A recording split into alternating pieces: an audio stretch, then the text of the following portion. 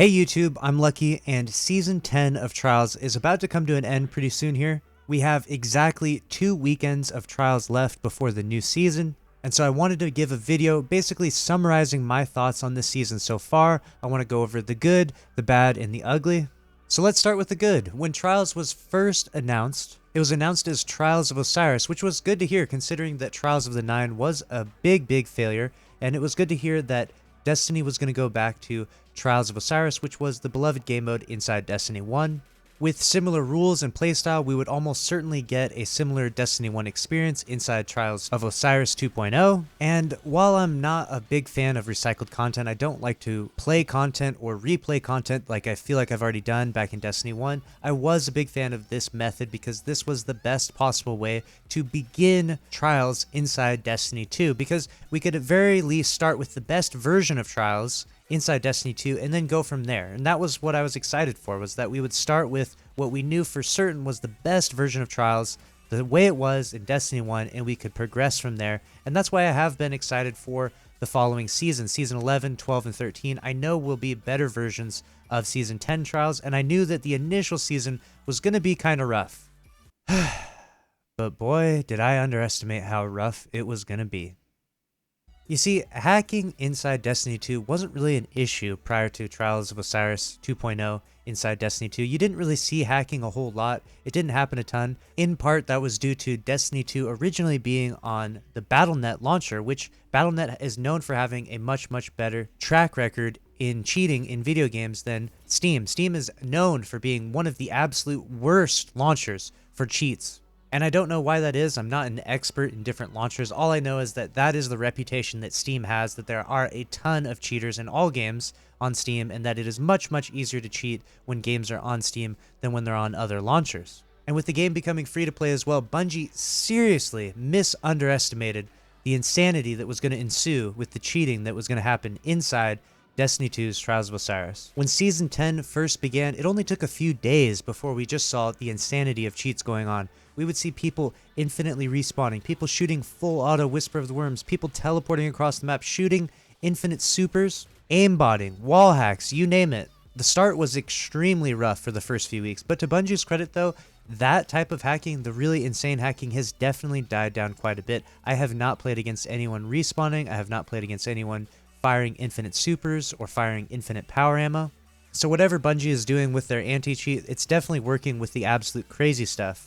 But unfortunately, like all things, the cheaters, once they get caught doing one thing, they simply just go and get another account, and then they go on to cheating in other ways in which they don't get caught as easily. And that's where we are today. We have countless people cheating using aimbot, soft wall hacks. They can toggle them on, toggle them off, and you just see it over and over again. It's very blatantly obvious when you see it too, because people just have insane reaction times. They know where you're at. They pre-fire sniper shots. As someone who has played this game for thousands and thousands of hours, I know exactly how people play. I know how the best players in the world play. I've played against all the best players in the world, and with most of the best players in the world. I know how they play. And so to load into a match and see that someone's stats are below average, and yet they just absolutely mop the floor with you and your team, instantly snipe all of you, and hit every single headshot the entire game is very demoralizing, and it's really obvious when someone's cheating. And I try my best to report those people and upload those videos, and I never want to send any harassment towards anyone. I really just want all the people that cheat to get banned. But it genuinely seems like it's an endless horde, an endless army of cheaters. Day after day after day, it seems to get worse and worse and worse. Some days I'll play a Trials card and I'll run into 2 or 3 cheaters within a single card. And the part that scares me the most about all of this is that Season 11 is meant to have a much better anti-cheat than Season 10. But the problem is that even in the games that have millions and millions of dollars invested in them, like Fortnite for example, they have 2 anti-cheats. There are still people cheating in Fortnite. It still happens to this very day. People are able to find workarounds for it and find ways to cheat inside Fortnite. So I'm very scared, especially considering that Bungie is trying to go down the budget anti-cheat route. I'm very scared to see what Season 11 is going to be like. I have a good suspicion that cheating is going to be just as prevalent now, if not more, inside Season 11. And don't get me wrong, I hope that I am wrong about this. I hope that Season 11 cracks down so much more on cheating, and that the people who cheat are banned, and that Bungie's new anti-cheat measures that are put into place actually keep cheaters out of Trials of Osiris, but I can't help but believe that it's not going to happen the way we want it to. I can only assume that turning on an aimbot and doing double paid carries or doing an account recovery and being paid money rakes in the dough. Like, I can imagine cheating and getting a guaranteed flawless card because you're using aimbot. I could imagine that's probably making them a lot of money. And I imagine that even if they do put a paywall in place, they're making enough money that they're going to continue to cheat beyond the paywall. And that's the part that scares me, is that because Trials has such high stakes and because Trials is a very lucrative game mode inside Destiny 2, the cheaters are not deterred. If the cheating problem can be resolved inside Season 11, then honestly, Season 11 will be a huge success, and I will love to grind a ton more Trials. Contrary to popular opinion, I think that the loot for Season 10 Trials was actually pretty decent. We had Astral Horizon, which is without a doubt the best kinetic shotgun, the only kinetic shotgun that could actually replace Mindbenders or now Fellwinter's Lie. The Summoner is one of the best 600 RPM auto rifles in the game. The Eye of Soul Sniper is extremely strong, and the armor looks good and can roll really high stats.